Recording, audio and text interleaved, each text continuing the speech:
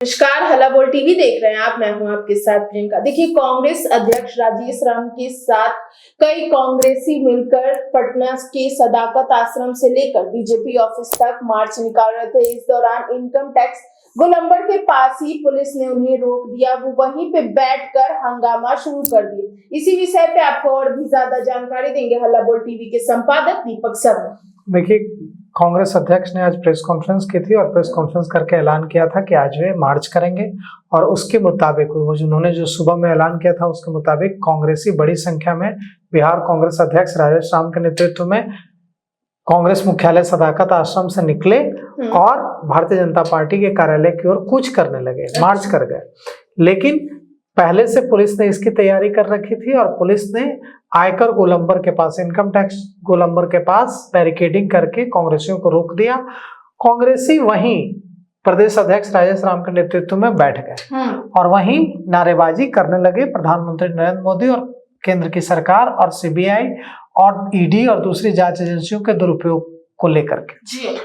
पटना में आज खूब विरोध प्रदर्शन चल रहा है, अभी जिस वक्त हम लोग बात कर रहे हैं, और सदाकत आश्रम कांग्रेस दफ्तर से मार्च शुरू होकर बीजेपी दफ्तर तक जा रहा था, लेकिन आयकर गोलंबर पर बैरिकेडिंग करके पुलिस ने उसे रोक दिया है और बिहार कांग्रेस के प्रदेश अध्यक्ष राजेश राम वहीं बैठ गए हैं और विरोध प्रदर्शन चल रहा है। वहां पर मौजूद कांग्रेस के नेता और कांग्रेस के अध्यक्ष राजेश राम कह रहे हैं कि नेशनल हेराल्ड केस में जो फैसला आया है उससे बिल्कुल साफ है कि भारतीय जनता पार्टी की सरकार ने, नरेंद्र मोदी की सरकार ने केंद्रीय जांच एजेंसियों का दुरुपयोग कर सोनिया गांधी, राहुल गांधी और सोनिया परिवार को फंसाने की कोशिश की, कांग्रेस के नेताओं को फंसाने की कोशिश की।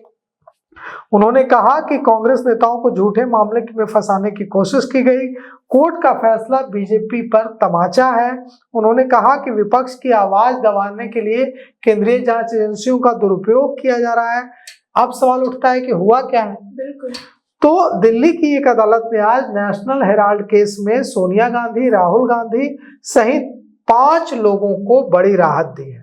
अदालत ने इस आधार पर ईडी, इन्फोर्समेंट डायरेक्टरेट, प्रवर्तन निदेशालय की जो चार्जशीट है, न्यायालय ने इस आधार पर ईडी की चार्जशीट पर संज्ञान लेने से मना कर दिया है कि एजेंसी की जांच एफआईआर पर आधारित नहीं है बल्कि एक निजी शिकायत पर आधारित है।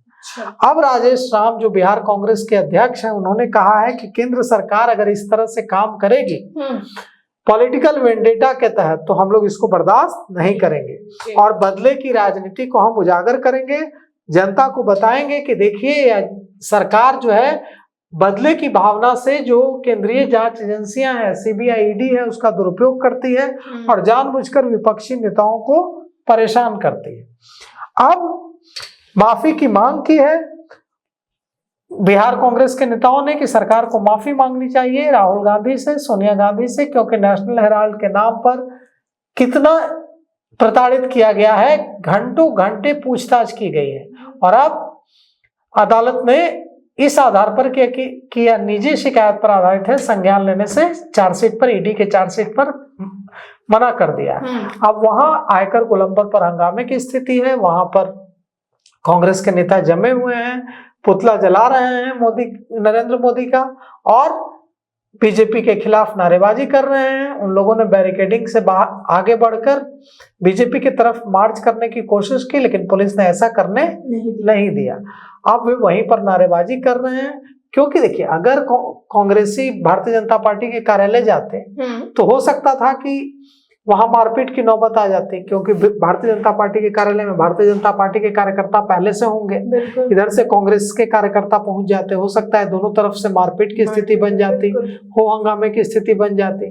तो ऐसी स्थिति को रोकने के लिए पुलिस ने बैरिकेडिंग की और आयकर गोलंबर पर ही कांग्रेसियों को रोक दिया, प्रदेश अध्यक्ष राजेश राम को रोक दिया। जी, तो सुना आपने। इन सब को लेकर आपकी क्या राय में कमेंट बॉक्स में बताएं। फिलहाल इस पेशकश में इतना ही। आगे की खबर देखने के लिए बने रहे हल्ला बोल टीवी के साथ। धन्यवाद।